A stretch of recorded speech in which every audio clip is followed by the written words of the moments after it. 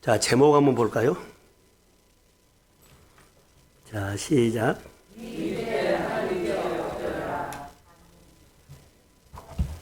자, 다시 한번요. 시작.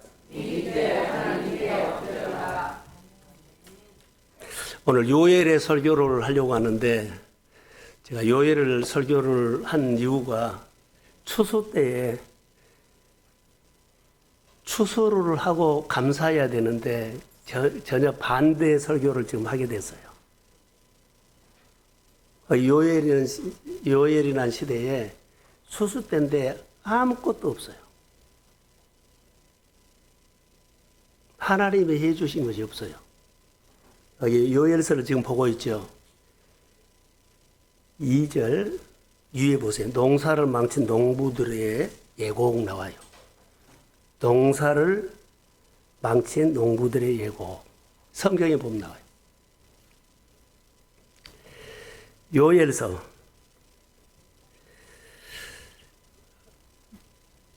아주 간단하게 이 말씀이 시작되는 모습을 봐요. 이 요엘서에 쭉 제가 봤더니 저를 보세요. 저를 보시고 요엘은 일상에서 신앙 고백이 없었어요.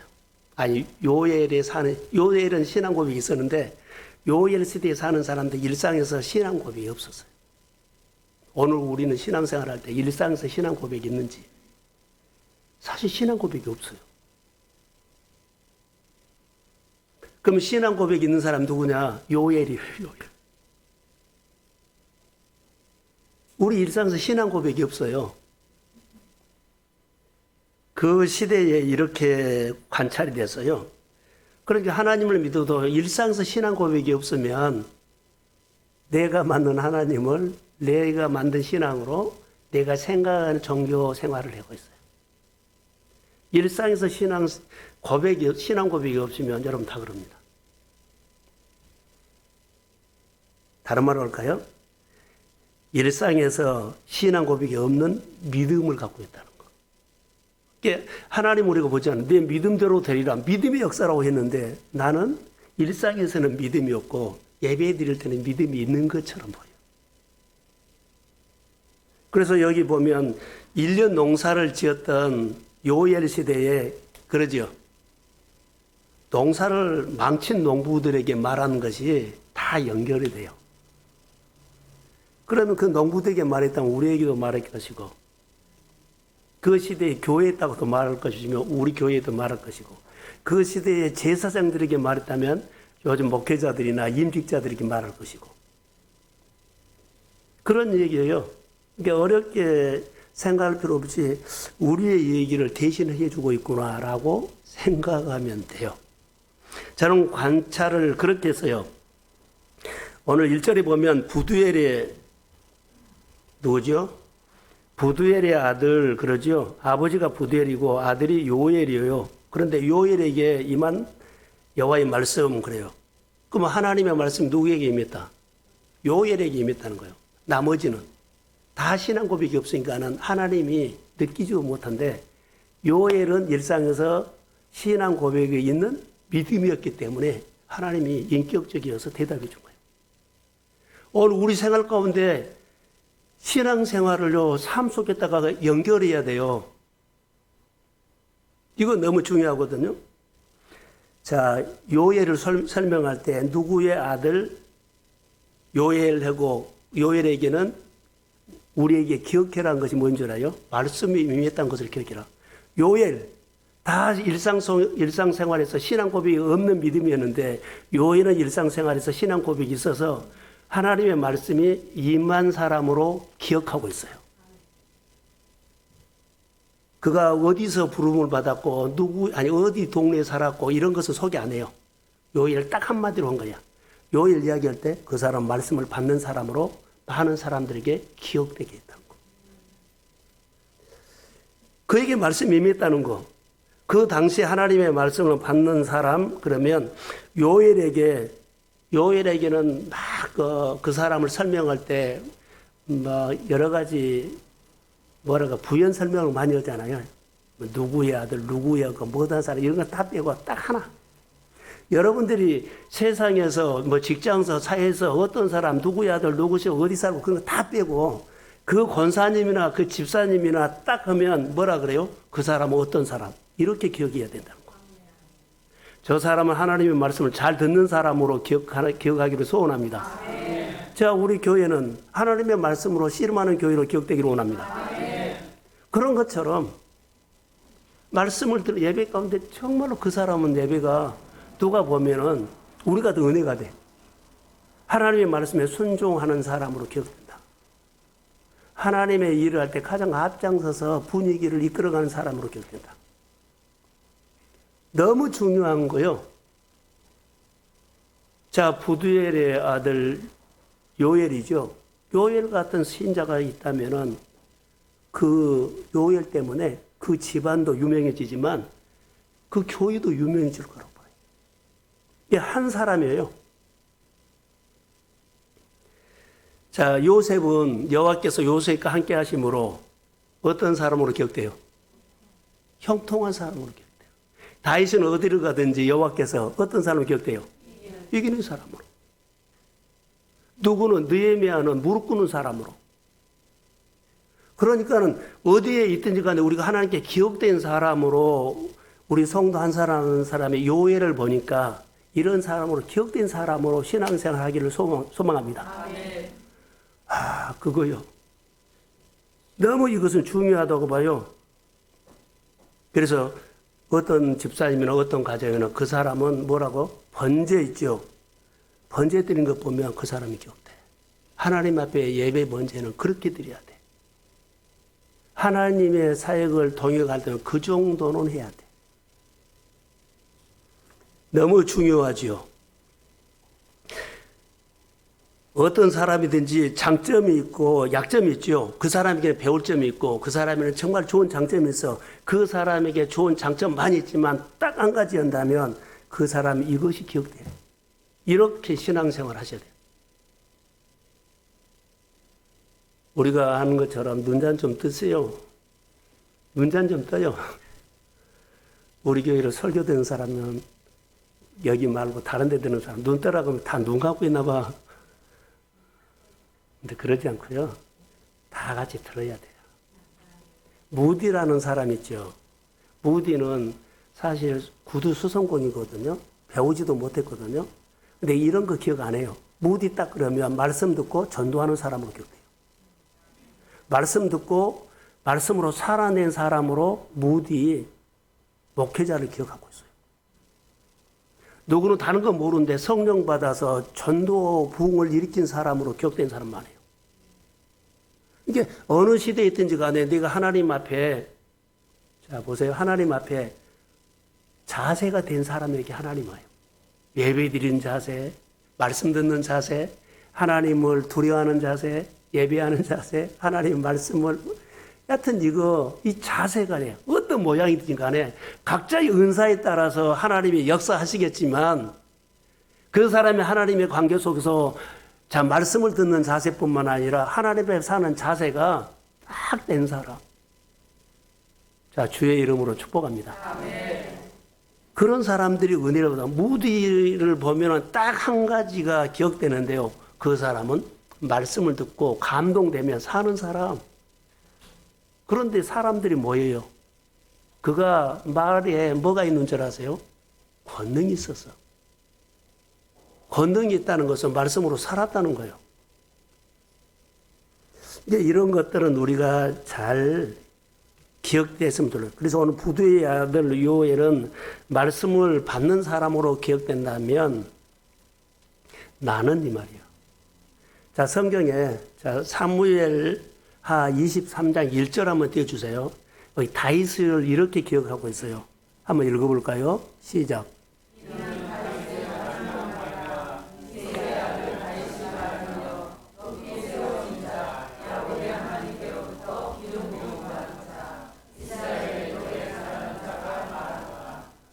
다윗은 마지막 말이다. 다윗이 마지막 말이라고 하면서 이새의 아들 그러면 높이는 말이요, 낮추는 말이요. 예? 낮추는 말, 무시하는 말이에요.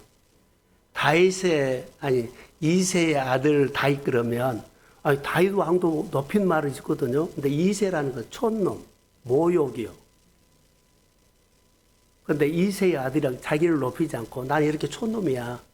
나에게 양치기한 놈이야. 근데 하나님이 이렇게 하셨어. 자, 첫 번째 뭐라고요? 다윗을 하나님 높인 사람으로 기억해요. 하나님이 다윗을 주권자로 높였습니다. 아멘. 하나님이 다윗에게 기름을 부었습니다. 아멘. 이런 사람이요. 주권자로 높였고 기름을 부었고 또 그 다음에는 그 하반절에 보면 하나님이 시를 잘 쓰게 했고 노래로 잘하게 해서 이렇게 높였어요. 기억된 것이 여러 가지가 있겠지만 하나님이 다윗을 높였다. 어떤 사람이었는데 이새의 아들, 볼품없는 그의 스펙 그의 삶인데 하나님 높였다는 거예요. 그래서 하나님이 그 사람을 그렇게 기억했다고 한번 생각해 봤어요.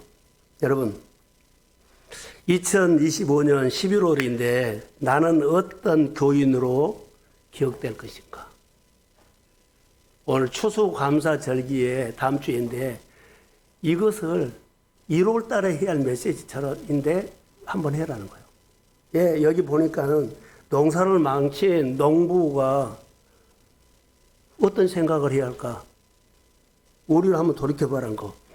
자, 나는 어떤 사람으로 기억될까? 딱 한 가지 가지고 하나님이 나를 기억하라고 해요. 자, 보세요. 우리가 많은 은사 하나 있고 일을 하죠. 하나님이 딱 기억한 사람. 아멘 하는 사람 기억한다면 어떤 이는 다른 말로 이렇게 하겠습니다. 미지근한 사람을 기억해요. 저 사람은 일하자 그러면 미지근한 사람. 어떤 사람들은 그냥 아멘 하는 사람. 어디요?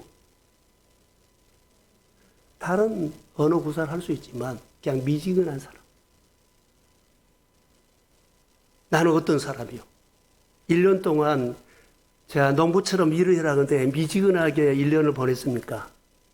아멘하고 열정으로 그냥 말만 하면 아멘 합시다. 모였고 헌신했고 순종이 헌신이에요. 그런데 하는 동 마는 동 미지근하게 보냈다면 우리가 돌이켜봐야 돼요. 하나님의 나를 1년 동안 어떤 하나님, 어떤 성도로 기억하고 어떤 교회로 모일 때부터 이런 문제, 저런 문제 다 걸려 있어요. 이거 여러분 기억하셔야 돼요. 오늘 4절 한번 볼까요? 자, 시작.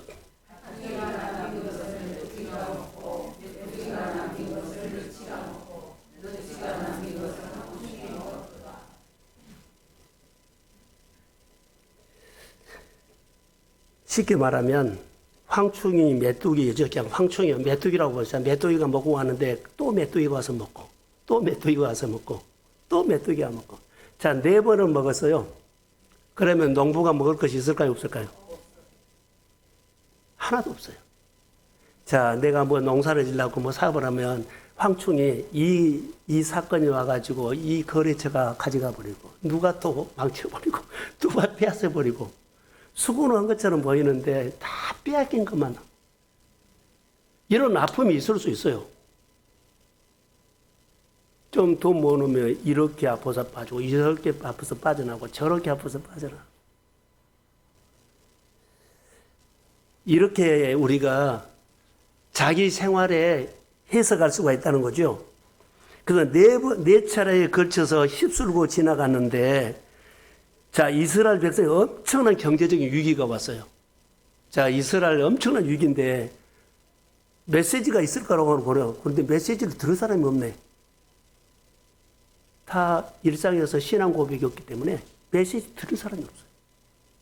교회가 다 신앙 고백이, 일상에서 신앙 고백이 없다면 교회 어려워도, 가정이 어려워도, 우리 일상이 이러도, 그래, 환경이 어려우니까 어려운 거지 뭐. 메시지를 못 들어버려요. 그런데 하나님께서 요엘이라는 사람이 메시지를 드리니까 그에게 뭐라고요? 일상에서 신앙 고백이라는 게 하나님 말씀하신 거예요. 엄청난 경제적인 위기가 닥쳤는데 한 번이 아니라 네 번이라고 여기 보거든요. 메뚜기, 황충 등등 같은 종류요. 자, 네 번을 먹어버리면 우리가 보세요. 다 가져가죠. 망연자실하죠.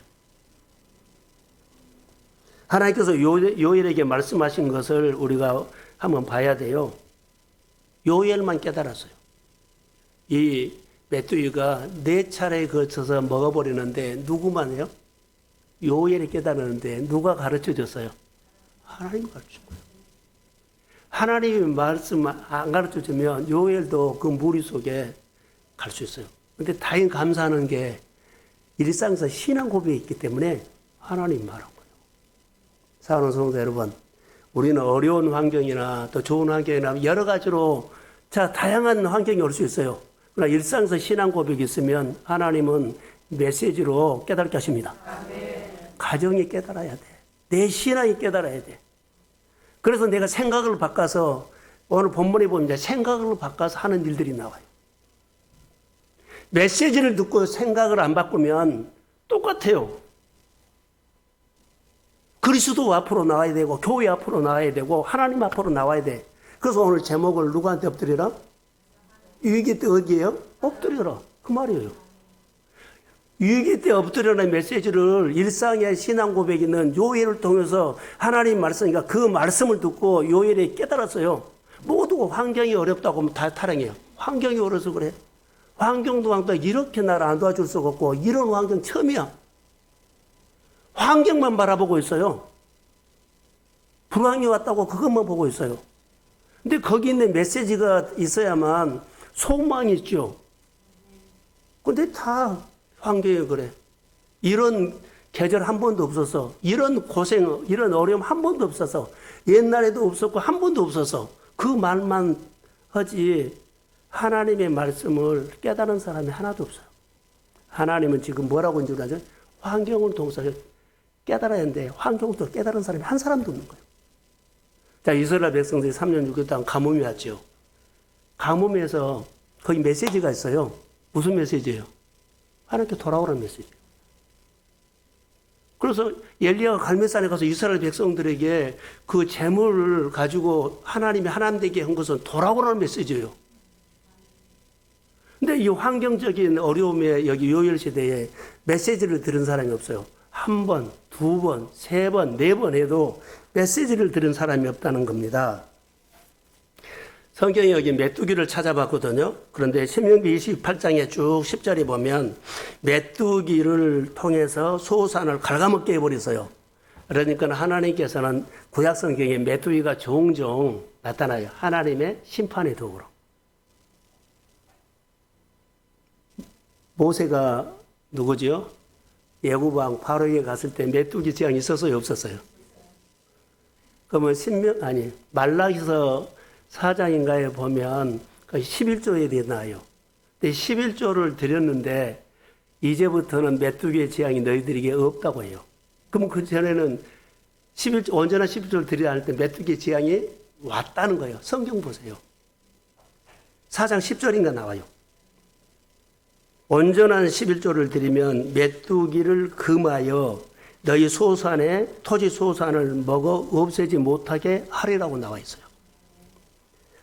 자, 구약 성경에는 메뚜기 쭉 나오는데 경제적인 어려움을 이제 이렇게 해설하거든요.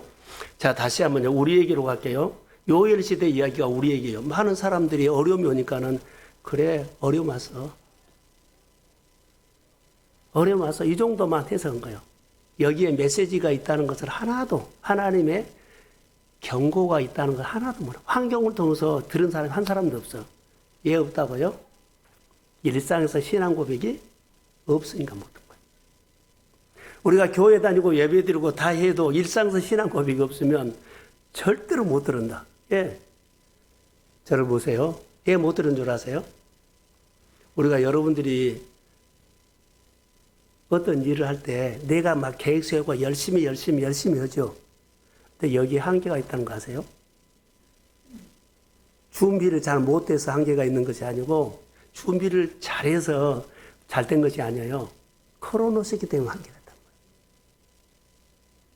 내 생각으로 아무리 해보세요. 아무리 어려워도 하나님의 말씀이면 아멘하고 하나님의 일을 할 수 있도록 카이로스로 바꾸십시오. 근데 많은 사람들 열심히 하면 좋은 결과 있을 거야. 그래도 몇 퍼센트를 얻으겠지. 다 자기 메시지예요. 자기 이론. 아무리 잘 준비하고 될 것처럼 하고 다 답이 나왔어도 그것은 한계가 있다는 것은 예요. 내가 있기 때문에 크로노스예요. 내가 어떻게 환경을 이겨요? 어떻게 내가 환경을 바꿔요? 어떻게 내가 어떻게 사람을 움직여요? 못 움직여요. 사람을 움직이거나 환경을 바꾸나 재정을 움직이나 모든 것을 움직인 것은 하나님이 하십니다. 그러니까 하나님 뭐로요?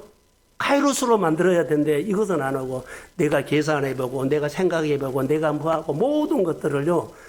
이런 부분들이 우리 일상에서 신앙생활도 사람관계도 직장생활도 자기가 하는 모든 산업도 이렇게 많이 들어가 있다는 것.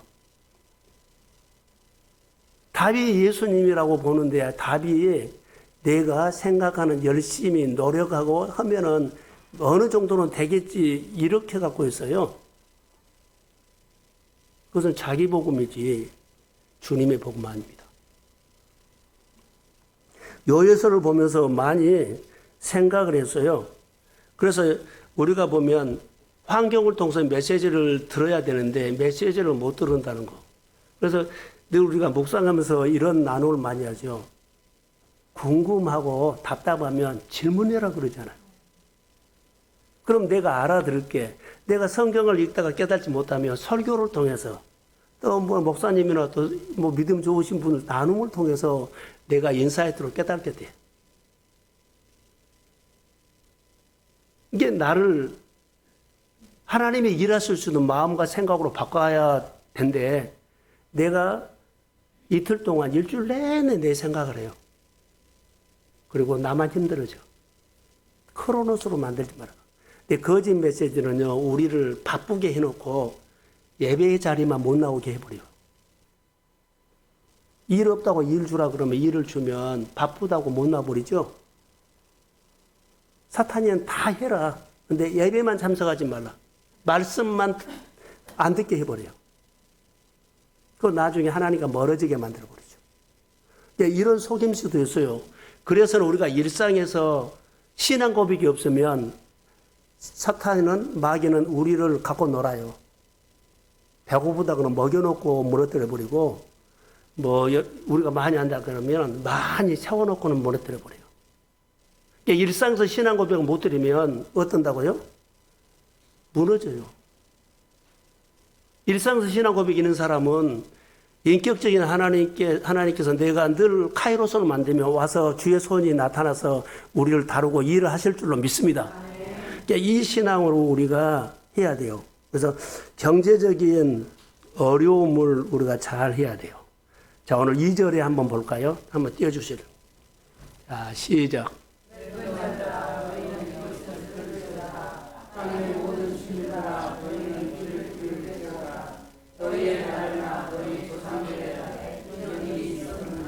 자, 늙은 자들아 이렇게 말했다고 봅시다.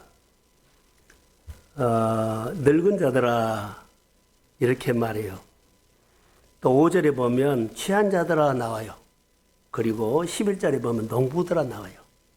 그리고 13절 4절에 보면 제사장들아 나와요. 오늘 내 부류에게 누구야 이렇게 부른 것처럼 말을 하는데 다 설교가 될지는 모르겠어요. 그러나 늙은 자들아 이것은요. 주민등록으로 이렇게 나이가 많다는 것도 있지만 우리 신앙으로 말한다면 신앙이 어린 사람이 아니라 내가 오랫동안 신앙생활을 했기 때문에 교회 어른이라는 거예요. 교회 어른. 그런데 교회는 어린 신자들이 많이 있겠죠. 많은 신자들이 있어요. 근데 어른들이 믿음의 역할을 해야 되는데 믿음의 역할을 못해서 지금 이 말을 한 거예요. 어른들에게 지금 말한 거예요. 이것은 들을지어다 하죠. 자, 성경에 말하는 어른들은 책임이 있어요. 부모님이 책임이 있죠. 교회 임직자들이 책임이 있죠. 그냥 뭐 감투 주려고 세운 거 아니잖아요. 아니, 회사의 임원들은 책임이 있습니다. 자, 노조가 일어났을 때 임원들은 회사 편에서 싸우죠. 책임이 있어요. 하나님께서 환경을 통해서 하나님의 경고 소리를 어른들이 들어야 되는데 지금 들은다 못 들은다? 못 들어요. 어른들이 듣고 어린 사람들을 메시지 듣고 이렇게 가르치고 세우고 그리고 도와주고 위로하고 흔들리지 않도록 그렇게 붙잡아줘야 되는데 어른들이 지금 뭐요? 환경으로 오는 하나님의 메시지를 경고 메시지를 아예 못 들어요. 그러니까는 어린아이가 흔들리면 부모도 같이 흔들려버려요. 어린아이가 흔들리면 성도를 임직자들도 같이 흔들어버려요. 딱 중심을 잡고 붙잡아야 되는데 같이 흔들려버려요. 같이 흔들린다는 것은 자, 저로 한번 보세요. 같이 흔들린다는 것은 막 이렇게 불안한 것이 아니라 흔들린다는 것은 뭔 줄 아세요? 크로노스로 가버린다. 자기 생각으로 가버려요. 어른들은 어때요? 경험이 많이 있기 때문에 믿음의 경험이 많기 때문에 믿음의 간증이 있기 때문에 하나님에 대한 정체성과 하나님 나를 부르셨다는 것과 하나님 나를 세우셨다는 것과 이렇게 성숙해야만 믿음이 어린 그 성도들이나 약한 자들이 흔들렸을 때 붙잡아줘야 되는데 자, 믿음이 없는 어린아이들이 어린 성도들 와가지고 막 힘든 얘기를 해요. 그러면 나도 같이 그 사람을 카이로스로 바꿔줘야 되는데 크로노스로 같이 공감해줘 버려요. 누가 투정하면 같이 가버려요. 불평하면 같이 가버려요. 그건 크로노스요. 꼭 같이 그 사람을 공감해버리면 세우열 사람은 같이 그 사람에게 빨려 들어가 버려요. 그리고 같이 흔들려 버려요. 일하다가 보면 많이 볼 수가 있어요. 불평하고 투정하는 사람들을 같이 공감해줘 버리고 그 사람의 마음 맞춰줘 버려요. 그래서 나도 같이 카이로스가 크로노스가 된 거예요. 또 하나님과 같이 그 사람과 똑같이 흔들려서 믿음이 멀어져 버려요. 돌이켜 보십시오. 그래서 여기 보면 환경적으로 어려우면 경제적으로 한번 봐라. 과거에 너희 부모들이나 누가 이렇게 했지 않느냐. 다시 말할까요? 옛날에 이렇게 4번이나 이렇게 황충이 먹고 4번이나 있었나 그런 적 없었다. 지금 이런 얘기예요. 여기서 깨달아야 되는데 메시지를 못 깨달아요. 젊은이들은 듣지 못하니까 어른들이 이것을 좀 잘해라. 교회로 말하면 주권자들이죠. 정말 중요한 역할이에요. 그런데 역할이 있는지도 모르고 있는 것과 같다. 내가 어떤 역할을 해야 할지 모르고 있다 이 말이에요. 어른들이. 여기서 그 말이에요. 누구를 통해서요? 하나님이 일상의 신앙 고백이 있는 요엘을 통해서 이스라엘에게 말하고 있어요. 지금. 믿음이 어린 성도들 하나님의 뜻을 알려줄 책임이 어른들에게 있어요. 모르잖아요. 하나님의 뜻은 이거야. 이렇게 살아야 돼. 이렇게 훈련해야 돼. 이렇게 가르침을 받아야 돼. 이렇게 코칭 받아야 돼. 이렇게 알려줄 사람이 자기가 안 해버리면 역할을 못한 거예요. 자기가 해야 되는데 임직자도 이걸 못하면 누가 할 거예요? 지금 이 말이에요. 지금 어른들아 이 말은 그래서 이렇게 말할게요. 환경을 통해서 하나님이 주시는 분명히 메시지를 깨달아야 할 사람이 누구요? 그게 어른이에요. 먼저 환경적으로 어려움을 보고 가정의 어려움 보고 회사의 어려움 보고 교회의 어려움을 보고 먼저 하나님 앞에 엎드릴 사람이 그게 어른이요. 먼저 우려할 사람이 어른이요. 먼저 하나님 앞에 헌신할 사람이 어른이요. 먼저 앞장서 십자가 지할 사람이 어른이요. 그런데 어른들이 이 역할을 못하면 어떻게 해요? 여기 말한 것처럼 농사를 막 친 세대가 되어버려요. 먼저 하나님을 두려워할 사람이 그게 어른이라는 거예요. 먼저 내가 하나님 두려워야지. 그게 어른이요. 먼저 말씀을 듣고 아멘 할 사람이 그게 어른이에요. 근데 이 역할을 못 해주면 다 흔들려 버린다는 거예요. 사람들이 하나님을 두려워하지 않았던 시대에는 없었다 이 말이에요. 여기 보면 그러거든. 어려움이 없었던 시대는 없었다. 이렇게 힘든 시대는 없었다. 근데 너무 힘들다 이 말이에요. 환경을 통해서 주시는 하나님의 음성을 우리 모두가 영적인 사람 되어서 각 부서에서 깨달아서 다시 하나님 앞에 엎드리는 은혜가 있기를 축복합니다. 아멘. 또 하나님 앞에 엎드리는 가정이 되기를 소원합니다. 아멘. 야, 우리 가족이 둘이라도 손잡고 기도하자. 아니면 혼자라도 무릎 꿇고 기도하십시오. 아멘. 지금 기도해야 돼. 이거 너무 중요하거든요. 이것이 어른들이 해야 할 부분이에요. 이것이 어른들의 역할입니다. 이스라엘은 4차례에 걸쳐서 경제적인 위기가 닥쳤는데 하나님의 음성을 듣지 못해요. 그래서 이 증거가 나타난 겁니다. 그래서 여기 보면 어른들에게 말하죠. 5절 한번 띄워주실래요? 자, 시작.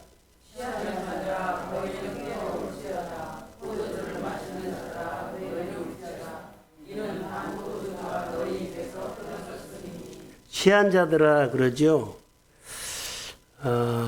포도주를 지금은 포도주 마실 때가 아니다.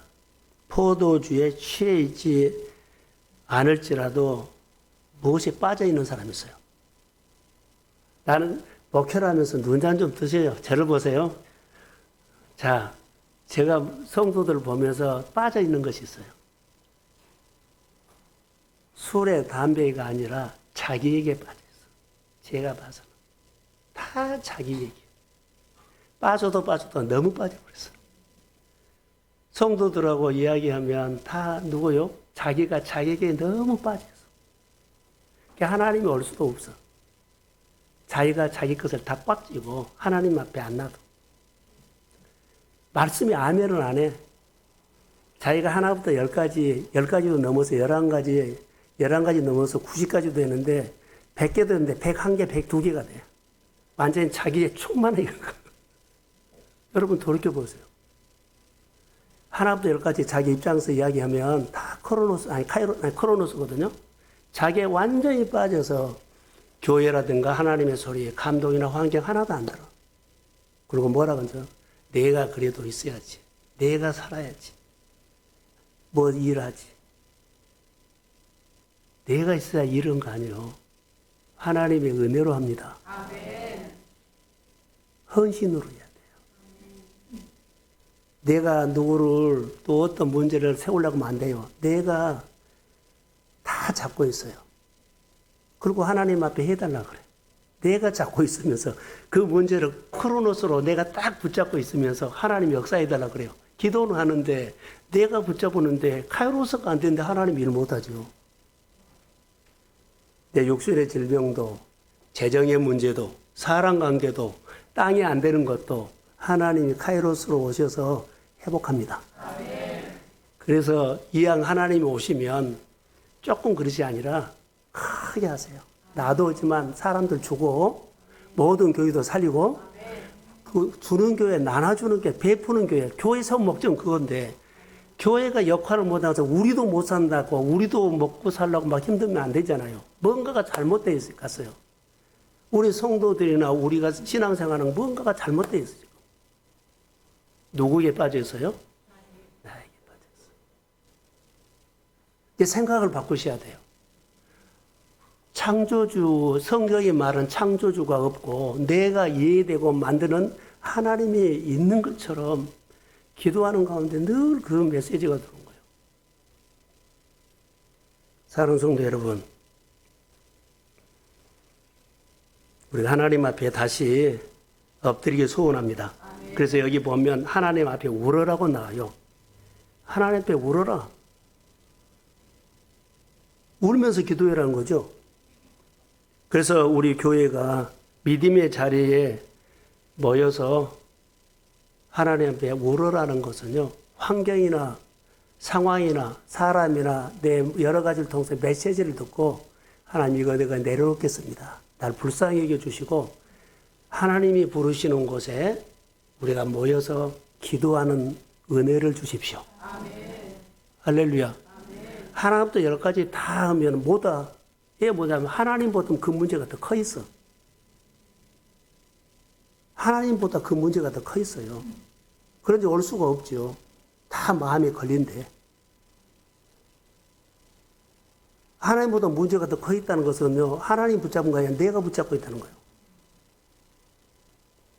그래서 하나님 앞에 엎드려서 우리 모두가 기도하는 교회가 주의 이름으로 될지어다. 그래서 새벽 예배를 통해서 은혜 받은 것이 주 안에 거하라, 그 말이 내가 메시지거든요. 주 안에. 자, 주 안에 거하는 것은 이스라엘 백성들이 여기서 이런 것 같아요. 주 안에 거하라. 하나님께 붙어 있으라는 거거든요.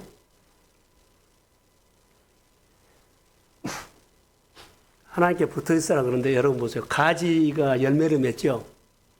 가지에서 열매를 맺는데 열매를 맺는 에너지는요, 뿌리에서 와요. 붙어 있는 데서 와요. 이게 우리가 중점을, 역점을 둬야 할 것이 어디예요? 붙어 있는데요. 근데 우리는 가지에서 열매를 어떻게 맺을까에 역점을 두고 있어요. 내 문제를 풀고 내가 어떤 것을 하고 하는 것을 다 거기에 역점을 두고 있거든요. 이스라엘 백성들 어디에 역점을 두고 있어요? 다 가지에. 하나님의 말씀을 안 들어요. 일상에서 신앙 고백이 없어요. 다 자기가 열매를 좀 맺고 잘 살아보려고 농사 잘 지려고 해서 다 망쳐버린 거예요. 역점을 둔 사람은 요엘 뿐이었어요. 요엘만 열심히 살아서 뭐 농사 잘 지려고 하지 않고 하나님께 역점을 뒀어요. 일상에서 신앙 고백이 있었잖아요. 이제 포도나무 비유에서도 붙어 있는 것에 역점을 둬야 되는데 어때요? 가지에서 내가 어떻게 열심히 노력해가지고 결과를 내려는데 내가 역점을 두기 때문에 그래요. 우리 오늘 일상에서 다급하죠. 반드시 해야 되죠. 그것은 맞아요. 그런데 우선순위가 달라. 방법이 달라. 방법을 은혜 받는데 먼저 역점을 두십시오. 교회 오셔야 돼요. 교회 오면 하나님이 보여요. 교회에 오면은 하나님의 길을 가르쳐 줘요. 교회에 오면 은혜가 임해요. 그런데 하나부터 열까지 다 올 수가 없이 다 걸려있어, 마음에. 그 마음은 걸려있다는 것은 내가 갖고 있다는 거예요. 이거. 열매 맺는 비결은요. 그래서 한 가지 이렇게 적용할게요. 예수님께서 말씀하셨죠? 그러니까 하나님이 말씀하셨거든요. 여러분, 하나님의 품 안으로 파고 들어가십시오. 아멘. 교회 안으로 들어와야 돼. 무조건 교회 안으로 들어와야 돼. 그리고 하나님, 내가 교회 안에 왔는데, 그냥 교회에 와서 아무것도 하는 거지. 교회에 와서 하고 가서는 또 열심히 살아야죠. 교회 안에. 자, 오늘 말한다면 창조주의 품 안으로 파고 들어가십시오. 아멘. 그러면서 내가 맛을 봐야 돼요. 그래서 놀라운 역사가 일어나요. 자, 내가 늘 좋아하는 성경 구절이 하나 있는데 출애굽기 1장 17절 한번 떼주세요. 자, 시작.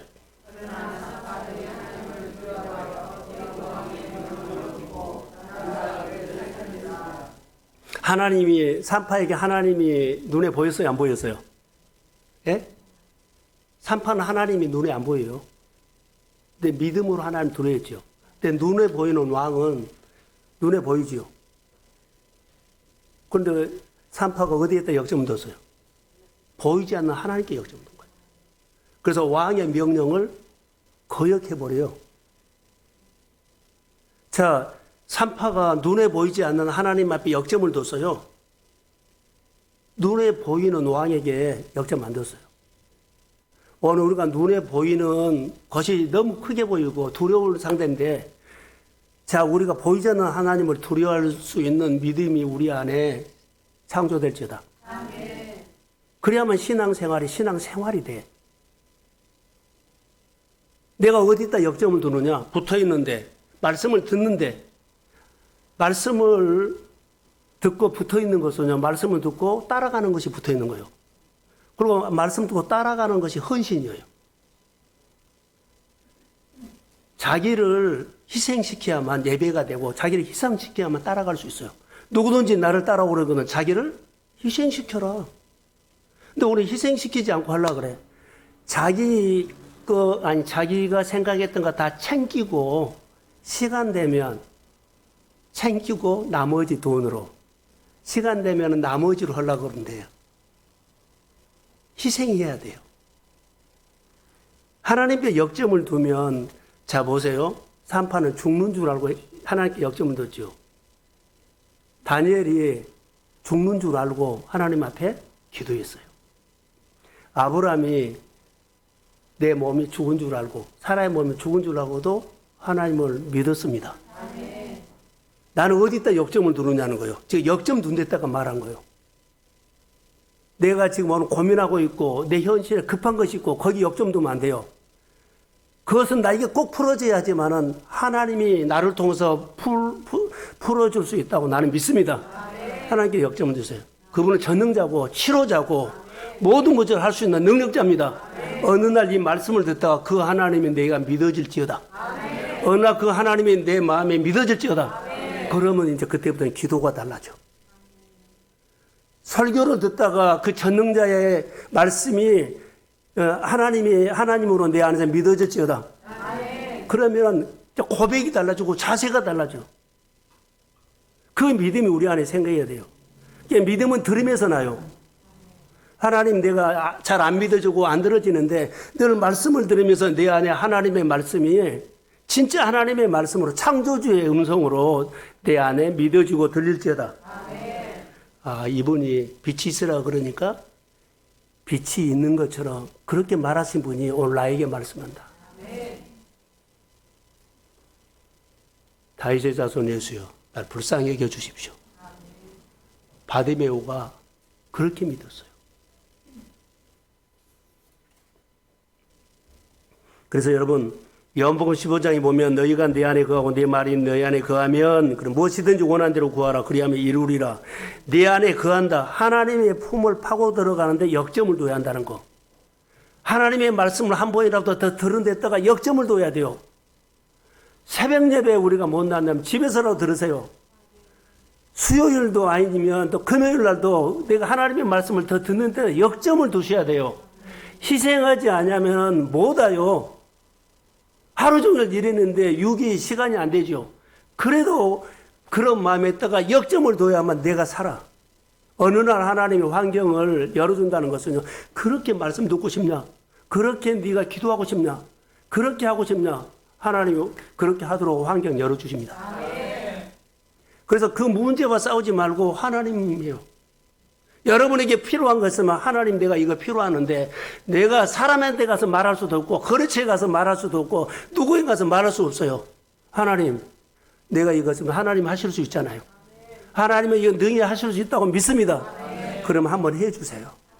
그러면 하나님이 나의 진짜 창조주로 내가 믿겠습니다. 그리고 내 그릇을 키워주세요.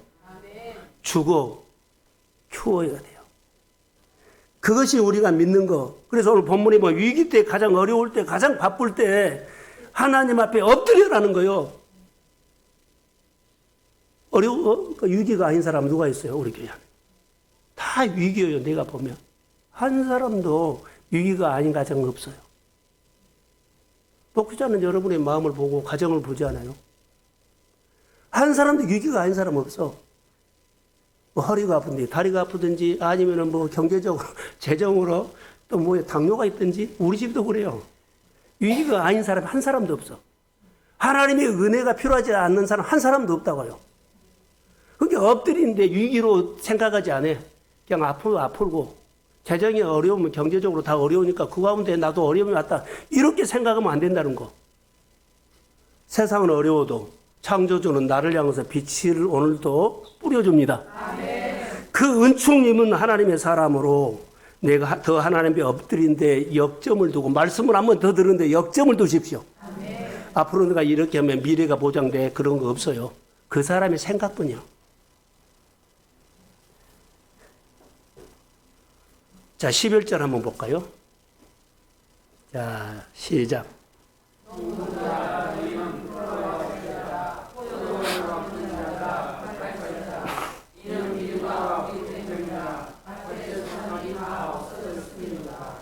여기서 단 하나가 농부들아 그래놨죠. 농부들아 너희는 부끄러워할지어다 그랬죠. 왜 부끄러우냐면 자 저를 보세요. 농부들이 열심히 부지런히 하면 어때요? 좋은 결과를 얻을 줄 알아요. 열심히 하면 좋은 결과를 얻을 줄 아는 그 생각이 하나님은 부끄러운 거다 그래요. 결과는 누가 줘요? 이게 하나님 그 말인 거예요. 근데 나는 거기에 열심히 해서 모든 것이 된다고 생각하는 사람들이요. 근데 하나님께서 깨달은 거예요. 네가 열심히 해서 결과를 얻으려고 하는 그 생각이 하나님은 그것이 너에게 부끄러운 거다. 근데 우리가 부끄러운지 몰라. 그것이 부끄러운 거다요. 왜 그래요? 코로노스로 하면 안 된다는 거예요. 카이로스로 해야지. 결과는 하나님이 주십니다. 근데 결과를 내가 내려고 하는 것이 부끄러운 생각이라고 오늘 농부에게 그렇게 말하고 있어요. 그래서 하나님 보시기에 내 생각, 내 힘, 내 스펙, 내가 많은 경험 이걸로 결과를 내려고 하고 조금만 하면 좋아지겠지. 이 생각을 버리고 회사나 사람이나 장사나 자영업이나 하나님이 결과를 내주셔야 합니다. 그래서 엎드리셔야 돼요. 말씀 앞에 아멘 해야 돼요. 하나님 앞에 나와서 엎드리고 계명을 지키고 주일 지키고 하나님의 계명을 그리고 감사도 하시고 11조도 하시고 그리고 말씀의 직분 자리에서 그 자리를 지키는 역할을 해야만 하나님이 일하셔요. 결과를 내가 내려고 보면은 다 그 자리도 벗어날 거고 언제나 헌금 생활도 못할 것이고 다 그 역할을 못한 거예요. 역할을 믿음으로 하십시오. 그러면 하나님께서 해주신다는 거, 네가 생각하는 것이 어리석은 것이고 부끄러운 거라고 말하고 있어요. 그것을 깨달아야 돼요. 우리가 지금 이런 시대에 살고 있어요. 그래서 자녀들을 자 생각해 보세요. 자녀들 뒷바라지를 잘해서 자녀가 잘 됐다. 아니요. 하나님이 돌봐주셔야 합니다.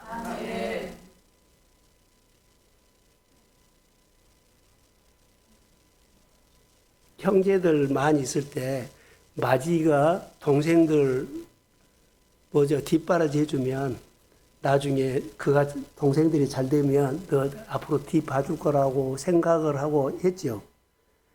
뒤 봐준 사람 있어요? 없어요. 내가 뒷바라지에서 자녀들이 잘 됐다고 아닙니다. 이 생각 버리세요. 하나님이 결과를 주셔야 합니다. 오늘 이 말씀 새기세요. 내가 교회 앞에 하나님 앞에 예배 잘 드려야만 하나님이 결과를 주지. 자, 교회 일 하나님 일 그 자리에 벗어나서 한번 살아보세요.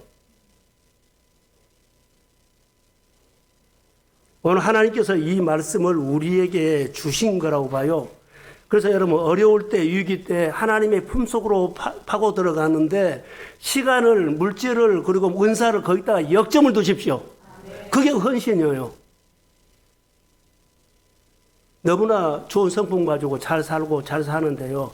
이것 하나 역점을 엉뚱한 데 두는 사람들이 있을 수 있어요. 하나님이 오늘 이 말씀을 통해서 우리 안에 찔림을 주면 성령님께서 우리에게 우리 마음에 양심에 주신 말씀이라고 믿고 여러분 주님 나는 이것을 바꿀 수 있다. 성령을 통해서 내 이 생각을 바꾸도록 은혜 주세요. 아멘. 바꿔야 돼요. 그래서 위기 때 하나님께서 우리가 엎드리면 위기 때 말씀을 보내서 위경에서 건집니다. 아멘. 하나님 말씀을 통해서 우리를 위로하시고 말씀을 통해서 우리를 축복해 주십시오. 아멘. 이것이 중요해요. 그래서 우리가 언제까지 자기에게 속고 사시겠어요? 이 말이에요. 왜 속고 산다는 것은요, 결론을 누가요? 결과를 내가 내린다는 것이 자기가 속고 사는 거예요. 내가 열심히 결과는 내가 낸 거 아니에요. 그것이 자기가 자기에게 속고 있는 거예요. 결과는 하나님이 내십니다. 오늘 13절에는 읽지는 않겠는데 여기 보면 이렇게 나와요. 집에 가서 보세요. 13절, 14절에 보면 제사장들이 나와요. 근데 14절에는 제사장이 혼자 기도하고 있거든요. 요엘 혼자 기도하고 있어요. 하나님 말합니다. 요엘아, 너 혼자 기도하지 말고 금식하며 성회를 소집해라. 그렇게 나왔죠. 장로들과 이 땅의 모든 주민들을 너희 하나님 여호와의 성전에 모아서 함께 기도한 거예요. 저는 교회에서 혼자를 하고 있죠. 그래서 같이 해야 되겠구나. 메시지가 설교 준비하면서 왔어요. 성도들과 모여서 기도하기를 소원합니다. 여기 보세요. 모이도록 예배를 준비해라. 그 장로들이나 임직자를 모으고 성도들을 모아서 기도해라는 거예요. 그러면 요엘에게 와서 말씀하신 그 하나님께서 그 교회, 그 가정 안에, 그 일터에, 그 산업에 하나님이 임할지어다. 회복하셨으면 좋을 것 같아요. 그래서 엎드리기를 우리 교회 영적인 분위기를 흘러가고, 그리고 내가 기도하면 새롭게 빚어주시는 창조주의 말씀이 성경대로 내 생활과 일터에서 만지고 치료되고 회복되고 재기능을 할 수 있도록 하나님의 일하심이 나타날지어다. 네, 믿고 축복합니다. 일어서십시오.